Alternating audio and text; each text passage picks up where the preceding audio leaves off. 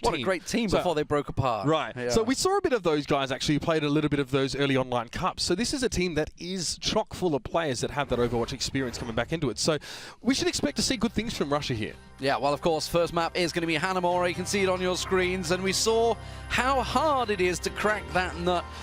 Chile, unfortunately, weren't even able to get through the first section like we saw USA, but it is a tricky section. The first area, perhaps A, is not so bad to take, but getting into that final point can be so hard. And obviously talked to Russia just before we came on air, and they said, you know, we've been going well on the scrims on the assault maps, but Hanamura has definitely been the one we struggled on. Right, and out of all assault maps, Hanamura is a map where you really have to play around that May pick more than any other map like that, okay? That first opening, we talked about it when we saw Chile take on US earlier on here. There are ways to play around this, or at least to, you know, play mindfully around a potential May wall, but Russia, interestingly enough, let's not even bring this one in. This is very novel from them. It's a triple DPS composition. ANAC is a great Reaper player. We know what Shadowburn can do, and of course, Unfixed, normally a projectile DPS player. He does play a bit of Reaper on Reunited. Is actually playing the McCree. So this is triple DPS, single tank composition from Russia. Hyper aggressive, a lot of front-loaded damage here. They just need to make sure that they can weather the storm from Germany, who'll probably just try and wear them down over time. And no Rhino up for Germany. They're just coming in. Bear in mind, they've got 3 tank players on their team. They're just going to use Skipjack on the Winston. In they go, piling through. Internet Hook running the Zaya instead. So they're a very interesting comp between the two. Obviously going with the 2 DPS. RTA and Icefall. We're going to see where they can get the flanks going, where they can push around the side. Internet Hook's starting to start whittling them down. But it is a very different game of Hanamura than what we've been seeing over the last 2 months. So Germany realise there's no May. They can charge straight on in and start the fight here. They realise that they're not going to get caught outside. RTA tries to come forward, but Unfix is able to take him down very early on. You can see that he's having space for himself. His team is creating space for Unfix to play with. Now, Germany need to work on their focus here on their next attack. They kind of know what the lay of the land is here, but this fight's definitely not working out for them. Unfixed and Co, just a little bit too much freedom to breathe. And that's exactly, we talked to Unfixed before this game, and it's exactly what he said. He's like, how's the McCree going? It says, it's easy. You just stand back and left click. You just stand back and pick them off. And you know, almost the IDDQD style, you just sit and back away and don't go too aggressive. Let the rest of your team be that buffer and just pick them off. And that's exactly what we just saw there. Perfect play from Unfixed. But they've got to rinse repeat for another 3 minutes. Yeah, I mean, RTA right now actually has the least damage on his team as of right now. So that goes to show he didn't get anything done on that push. And RTA's Genji was something he saw a little bit of on Dignitas when Bromas was a bit more insistent on playing the McCree. And again, I don't think it's on the same level as Shadowburn's here. Speaking of which, Dragonblade going to come in here as well. He's going to look straight for Internet Hulk and finds him. Elsewhere though, Unfix is traded out and RTA's doing better. He gets himself 2 kills. Shadowburn gets put to sleep, then woken up, but it doesn't matter. 3 coming out from RTA now should open things up a bit more for the German side. Yeah, that's going to be the point taken by Germany. So successful first attack there. You know, we were focused on Shadowburn because why wouldn't we? Because he is, as Monty alluded to, one of the best Genji players in the world. But RTA said, no, really not today. Thank you very much. And obviously he got sleep darted by Rustra as well. Something we should probably point out. You have that awkward moment that you can get with Genjis when you've done your dash and you don't get your reset. It's like, I'm going to walk towards you in slow motion. So Russia now making a change in team composition here. Shadowburn straight off the Genji goes towards the Tracer, and now ANAC and Reds are going to be tanking things up here. So ANAC switches to the Winston, which is one of his pocket picks. He likes to go for that one here. Look at that great reaction from Unfixed to roll backwards. It's a flash. He gets RTA and gets to safety and gets him some heal. I'm not even sure he meant to get RTA. He was going for the Winston. Skipjack jumping in his face, hits the right click and manages to catch a headshot on RTA. I'm not sure Unfixed quite planned that one, but that's a successful hold. And that's the dangerous period there for Russia. Obviously, you can get that quick flip, capture both points out, and that's where Germany could have been on the roll, but ultis didn't really work out in their favor this time around, and Russia managed to hold. So looking over Germany here as well, RTA is off the Genji, so no Genji to be seen at all here. The Reaper pick going to be coming out. RTA is going to do a lot of fighting on the point, essentially, or at least try and drop down and maybe get a Death Blossom if Rust defense he's using the Nano Boost on him. But we've got some key ults here. The Big Bang combo is there. Icefell has a Pulse Bomb available, and Internet Hulk is ready to let rip with the Graviton Surge. It's all about finding the best sort of situation or context to use it. Oh, he's going to let go right away, and you can see Icefell was up there, but look at that. You see the invulnerability frames from the Russian Pyros are able to get away before that bomb hits. They managed to get the Ana down. That's a big deal. The Reds is going to get picked off, though. Unfortunately, it's back and forth between the two teams. The Graviton Bomb doesn't get a great deal down there. The Pulse Bomb landing instead. instead. Bit of a combo, Graviton Bomb in there as well, but who knows? Anak manages to get himself one, but Icefeld, you can see, working hard here on the Tracer. Left, right, and center, but that's a Primal Rage Winston. That's a hell of a lot of hit points to burn his way through, but it is going to be a solid hold once again for Russia. That was fantastic stuff from Anak. Then not only did he keep the point going, he got 3 kills during the course of that Primal Rage when he had absolutely no backup to speak of. Eventually, we did see Shadowburn, I think, jump onto the point, but he did it all on his own for the most part. Icefeld switching off. He's going over to the McCree now, so fancying that they didn't quite get the damage down there. RTA is going to have himself the Death Blossom as well coming into this next fight. Ruster will have the nano boost, so Germany obviously switching it up a little bit, going to try and change the angle. They won't have the sound barrier though. That's going to be a big deal.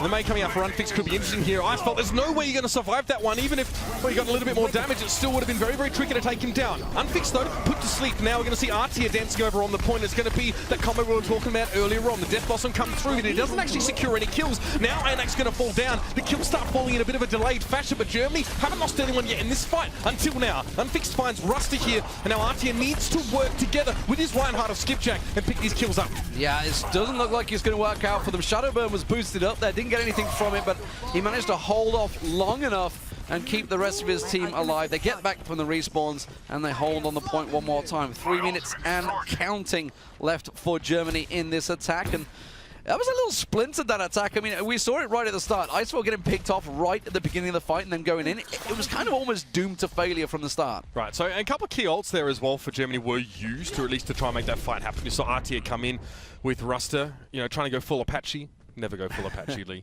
But there are 3 key ults on the Russia now as well. So that Blizzard's going to be available for Unfix. That in itself actually can win a fight.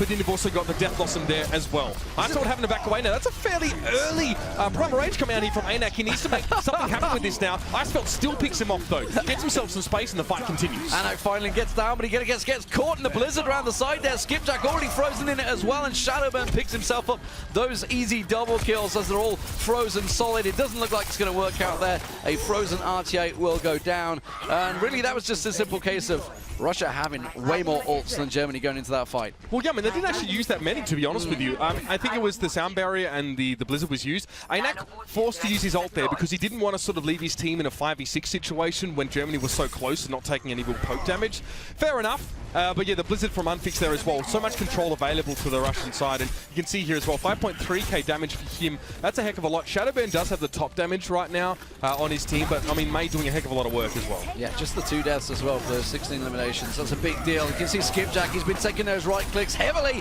and he will get executed in the back there. Unfixed, not able to pick up the last hit though, but it is going to be another solid hold. I'm afraid this Primal Rage Winston of Internet Hulk is not going to be any help.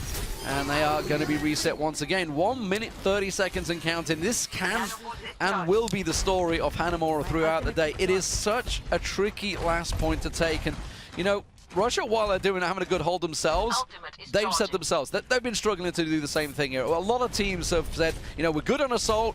Hanamura is our weak point. The last thing I want to see, though, honestly, is a Reinhardt and a Winston using ultimates while there's a dead Reaper with an ultimate on the side of Germany and Russell's got no one to use Nano Boost on, right? You could have used those all together, but now those tank ults are gone for Germany. They have to rely on the Nano Boost of Death Blossom from Artia to really break through here. That's not exactly a foolproof approach. Internet Hulk switching to Zaya now so we can at least give the shield in this case. Oh, the wall. It didn't quite split them enough. It's what they were hoping for. Artia uses his ulti very early, but he gets caught with the Earth Shatter from Skipjack. Gets himself taken down. Shadowburn picks himself up the kill. That is Reaper on Reaper, and you can see Russia forcing them back. The wall perfectly placed. Look at the sleep dart hitting Reds, and he instantly gets protected by Unfixed. Then coming out here from Icefeld, gets himself one. It's Godspeed to fall down. You can see from behind him, Shadowburn was lurking, but Icefeld's able to get away from the Reaper, and now a bit of damage up towards the top, but Unfixed will catch him out there with the Ice Spike. Now on the point, Reds does have himself that Nano Boost, but look, he's been knocked down. Skipjack puts him on the ground. He, though, will eventually fall as Russia are weathering the storm. And that was the last attack, I feel, just 15 seconds. They didn't even get the first market hit. They're not going to get a chance on the respawn, and Russia will hold off B site. They managed to take down the one, though, and now, of course, we're going to be moving over to the attack inside. But Russia hold strong. And honestly, they didn't really look too flustered on the point there. They managed to hold it pretty solid. We're still playing, guys. We are still in game. The Blizzard actually coming down here, and a couple of kills coming out, though, for the side of Russia here. So Germany are ultimately going to fall down. They just managed to trigger that overtime and got back towards the point. Russia, though, still will hold. Their iron will remains unbroken, and Germany threw a lot of ultimates at them, but they staggered them out a lot. They weren't able to put everything together in a nice little package and send it to Russia with love. Unfortunately, they will fall short of this second point. Just looking across the stats we have in front of us, 29 eliminations and 2 deaths for Unfixed, 26 and 2 for Shadowburn. Incredible stuff from both the Mei and the Reaper player. Absolutely massive. What's even more interesting about this is that both teams actually have about 31 to 33k damage done between them, but the side of Russia actually have double the eliminations of the German squad. So that's what I mean about weathering the storm, right? You're taking a heck of a lot of damage, but that is being healed up. Your supports are taking responsibility for keeping you on your feet, and you're able to, again, deal with wave after wave of attackers coming in from the German squad. That also speaks, in my opinion, a little bit to the inefficiency of some of Germany's execution here. They've said themselves that this has been a bit of a problem for them over the recent days.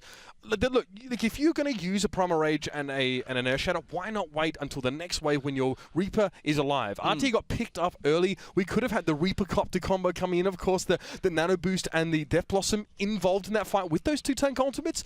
You really want to save up your big ultimates for one big fight if you're not making any progress. Yeah. And I mean, if you were to look back and be hyper going deep on it, you look at Unfixed and say, okay, you played McCree at the start. Why did you not play Mei from the start? You did so well from it on the B side. Why did you just not use it on A side as well? And maybe hold that A side for a bit longer, give yourself a bit more of a chance. But they held strong, and now it is Germany's turn to defense. You can see Ruster is going to be that Ana player. We expected that one to come through. Skipjack going to be back on his trademark Reinhardt with RTA on the Reaper. Nothing too unusual in this defense. This is exactly what we expected with the 3 tanks. Yeah, again, lacking Mei, which I find interesting. I found it more interesting for Russia, given that Unfixed plays quite a lot, maybe even for Germany now as well. So, yeah, they're going to have an extra tank. They're not going to go with, you know, this ridiculous amount of DPS players, but again, they don't want to play around the Mei wall. Perhaps it's getting a bit antiquatedly, and perhaps people are just reading into it too easily amongst these teams. But we'll see how it works out now. Fairly standard setup, and RTO will be waiting in the wings to chime in with some damage here.